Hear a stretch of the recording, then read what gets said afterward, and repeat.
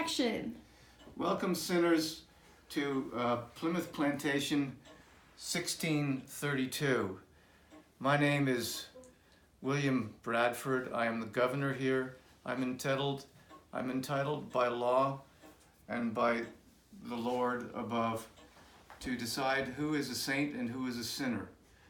My brother here, Reverend Lincoln Winthrop, and I are here to discuss a matter of great concern for our community, our godly community, which is under assault by a miscreant family named Holmes. The reason why I use that word to describe them is that every Thanksgiving they shut themselves up in their hut, close the curtains, and have a raucous event with screaming, moaning, and other devilish activities and noises.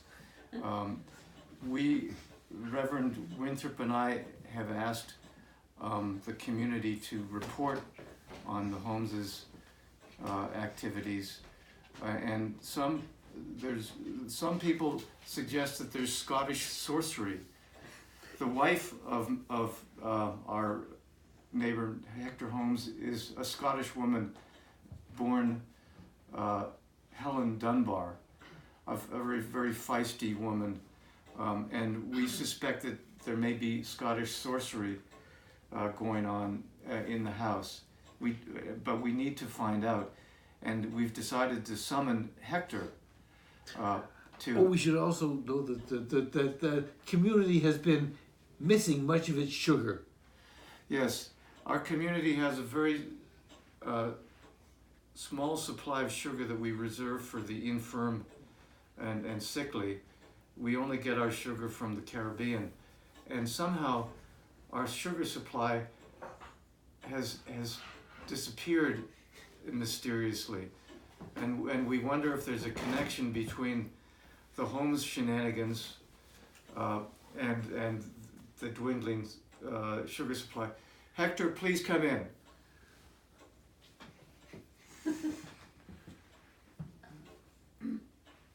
Lucas, could you get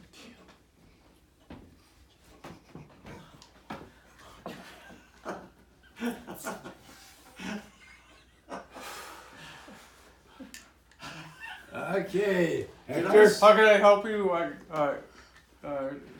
Governor Bradford, Reverend Winthrop? You were under suspicion of being a sinner.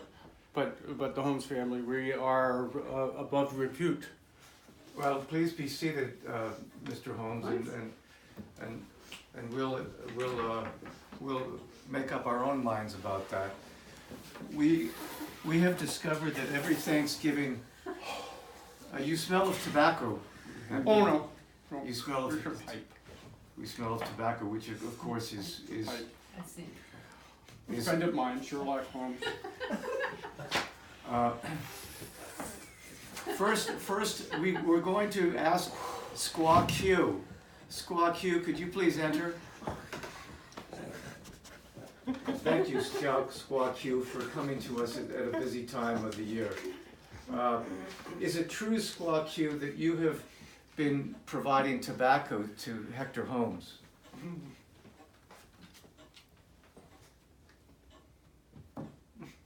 Have you been providing cannabis to Hector Holmes?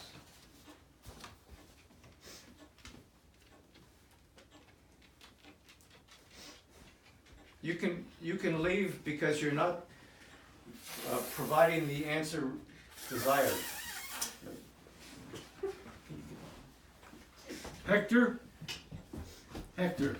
if you do not provide us with the answers that we need, we will inform Helen that you have been getting tobacco from the Indians. She'll never believe you. We will show her.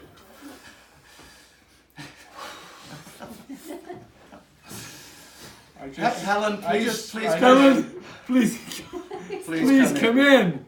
Please Helen. come in.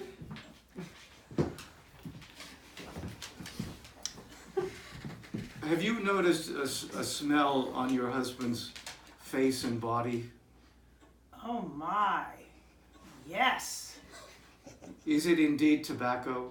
Yes.